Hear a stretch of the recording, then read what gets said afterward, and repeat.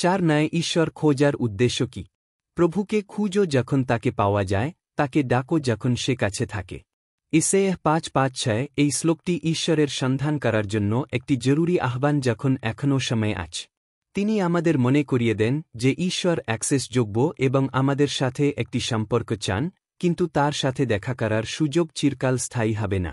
প্রভুকে খোঁজার মধ্যে তাকে আরও গভীরভাবে জানার, তার আদেশ অনুসারে জীবনযাপন করার এবং আমাদের জীবনে তার উপস্থিতি এবং দিকনির্দেশনা অনুভব করার একটি সচেতন প্রচেষ্টা জারি। তুমি কি তোমার সমস্ত হৃদয় দিয়ে প্রভুকে চেয়েছ? আজ তাকে ডাকার উপযুক্ত সময়, কারণ তিনি আপনার কথা শুনতে ইচ্ছুক। এই গুরুত্বপূর্ণ সিদ্ধান্ত পিছিয়ে দেবেন না। ঈশ্বর চান আপনি আন্তরিকভাবে তাকে খুঁজবেন এবং তাকে আপনার জীবনকে পরিবর্তন করার অনুমতি দিন। এখনই খ্রিস্টের কাছে আসুন এবং সৃষ্টিকর্তার সাথে যোগাযোগে বসবাস করার বিশেষত্বের অভিজ্ঞতা নিন।